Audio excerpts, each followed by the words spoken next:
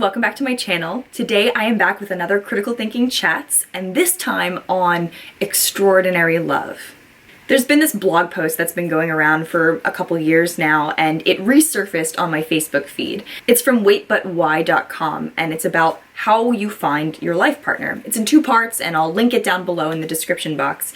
But one of the main things that the article does is it traces what people look like when they are in an unhappy relationship. There's different personas or roles, like overly romantic Ronald or fear-driven Frida. There's shallow Sharon and selfish Stanley and so on and so forth. I'll let you kind of peruse it at your own disposal. But one of the things that really stood out to me when I was reading this is how many of those personas looked like me or looked like my previous partners through my journey of dating lots of people over the course of my life. I feel very fortunate that I am actually at the point now where I don't fear my partner, I don't fear losing my partner, and I feel confident in my relationship, especially because I feel, as I've said many times, that Kyle and I have a very egalitarian partnership. Something that I needed to realize over the course of time was that love is not enough. That's not to say that romantic love isn't something that you should be looking for in a long-term partnership, but that extraordinary love requires there to be companionship and partnership and someone who meets you on the bridge. I'm getting that meets you on the bridge quote from Nayyirah Waheed, who is one of my favorite poets, and I've posted this quote a couple times before on social media, but I figured that I would read it to you guys now. She says, "Someone can be madly in love with you and still not be ready. They can love you in a way you have never been loved and still not join you on the bridge. And whatever their reasons, you must leave. Because you never ever have to inspire anyone to meet you on the bridge. You never ever have to convince someone to do the work to be ready. There is more extraordinary love. More love than you have ever seen. Out here in this wide and wild universe, and there is love that will be ready." One of the things that I tended to do in my past when I was dating other people is I sought out people that either met my needs in that moment or looked really good on paper. This is one of the things that that website mentions, is that sometimes people love the concept of someone, not actually love that person. Now, they love them as much as they can possibly love them, but they love them based upon a checklist of items that they see in that person or a checklist of things that that person can provide for them. As someone who loves rules and order and has a sense of duty or responsibility in my relationships and pretty much my interactions with all people, I saw my relationships as something that I needed to accomplish in the past. I thought, this is this person, I will make this person happy, they will also make me happy because I make them happy, and we will go on about our lives and be happy forever. Obviously, we know that relationships ebb and flow, and there are problems that exist. And when I would be faced with those problems, I would just press through because I thought, well, we are in a relationship, we're gonna make it work, it's gonna go great, and so on and so forth. And I realized I was just unhappy, I was making myself miserable. I can recall that one time in one of my previous relationships, I got into the relationship kind of feeling forced to do so. This person really liked me, and I thought, well, I don't want to be alone, and so I will be with this person, even though I knew that I was going to be moving away, and it was not conducive to either of us to get more attached and to spend more time together, because it was never going to work in the future. As a result of that, I spent so much more time worrying about how I could make something that was not working work, instead of focusing on wanting to be alone and wanting to figure out myself and my desires and my needs. But one of the things that this article also mentions is that it's difficult for single people sometimes to determine what their needs are in a relationship, because when you're single, you have a certain type of needs, and when you're in a relationship, you have another type of needs, and they don't always mesh.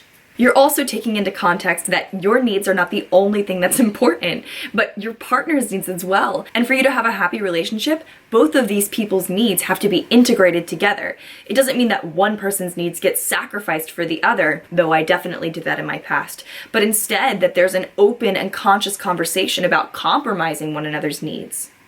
But even more so than needs, people need to express their wants.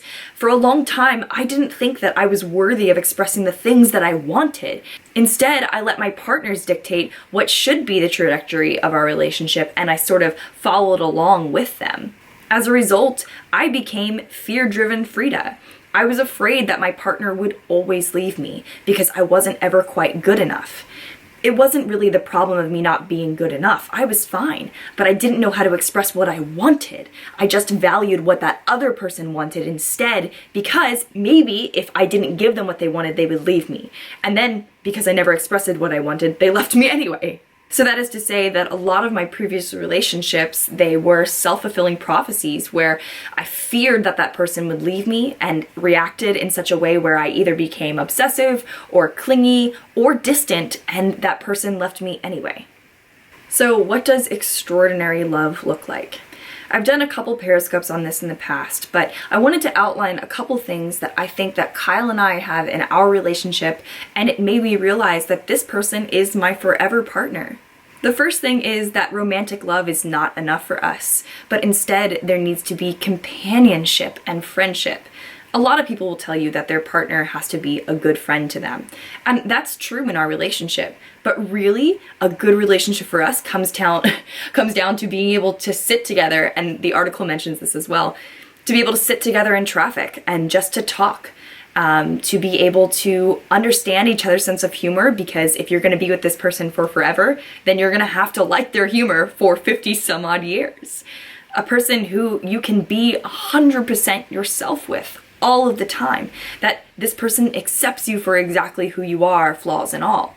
I understand that those things might be a little cliche, and maybe all people agree that those things make up a happy relationship or extraordinary life partnership love. But there are a couple other things that I think really relate to Kyle's and my relationship, our partnership, that have made our partnership so strong. So I mentioned being able to accept each other for exactly who we are. I want to take that a step further, and this is something I mention pretty often when I talk about our relationship, is that Kyle and I treasure each other's core. There are certain parts of you, certain things that are deep down. They are the edges of you. They are the things that often go hidden, the things that you have a hard time explaining or expressing out loud, and your partner loves those things about you. I try to explain this by using an analogy. There's this feeling that I get around Christmas time. It's like this smell or this feeling in my house when I walk down the stairs and I see the Christmas tree and the lights, and I know that it's Christmas time. I can feel that feeling right now inside of me. It's a smell, it's a feel, it's a taste, but it's those small moments of me that Kyle also knows. I'm not saying that he knows that Christmas feeling, but instead the person I am at my core, those things that I can't really say out loud and I can't express out loud, Kyle knows those parts of me, and he's part of those parts of me, and it's this connection, this bond, this thread that runs between us. I feel like Kyle knows me, the intimate parts of me, and not only that he knows them, but that he treasures them, that he adores those parts of me, and to feel accepted on that soul level, that shows me that this is someone who is my life partner. The second thing then for us is that our relationship is built on top of broken rubble. That is to say, Kyle and I would not be where we are today had we not gone through huge pain together. That doesn't mean that all relationships have to go through lots of pain and anguish, or that there have to be moments where that couple almost breaks up. But instead, that we went through moments that broke us. We went through moments where we said, okay, we need to hash this out, and we fought about it. We fought fairly about it, but we were able to break down things that were troubling us so that we could then build stronger on top of those things. It's like in fitness when you want to build bigger muscles. You need to tear those muscle fibers apart so that you can rebuild them stronger.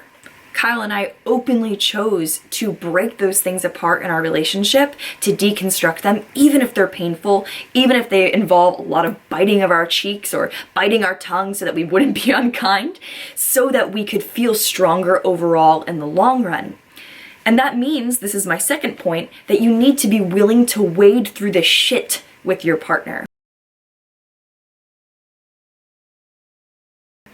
Sometimes a relationship is like you're floating in a river and you're floating on your backs and you're holding hands like otters do so that they don't drift apart from each other. But other times, relationships are like you're drowning in that water, that the water keeps coming and you feel like you're sinking and you feel like you can't really find your footing on the ground of that river, and actually that the rocks and the stones in the bottom of that river are cutting open your feet too. You're being attacked from all angles. But the difference is that that partner that you have, if they're a life partner, they're there with you. Whether they're floating with you or whether they are drowning with you, they're there with you and you're together. No matter what Kyle and I have gone through, we've always been there together. It has been a decision together. I've never felt abandoned or alone without him. And I hope that he feels the same about me, but we're home to each other. And the last and final thing that I think makes Kyle's and my relationship so strong is, and I've mentioned this many times before, that we have a semicolon relationship. That we are able to be our own independent people, that we're not dependent upon each other, looking to each other for validation or fulfillment, though we do give those things to each other willingly, but instead that we feel strong enough to stand alone, but we choose to be together. Just like a semicolon holds together two independent clauses, two independent thoughts that could totally stand alone but function better together, that's how we see our relationship. We're not a comma where one person's dependent, one person's independent, or both people are dependent, but instead that we are able to be independent, but we choose to be together. And what's more is that we don't always agree with each other, but that doesn't mean that we don't want to be together. We don't have to have the same opinions, we don't have to have the same hobbies, we don't even have to eat together. We like to be independent and live our own lives. His life, my life, and our life together. I hope that this video was interesting and useful for some of you to think about your own relationship, your own partnership. I'd love to hear from you guys down in the comments about what you think makes your relationship a good life partnership, or if in the past you felt like you struggled in a relationship, why? What were some things that happened to you? What were some things that you did or some things that your partner did that showed you maybe love is not enough? Really love this person, but to me, they're just not a life partner. So thank you guys again for watching. I hope you have a great day.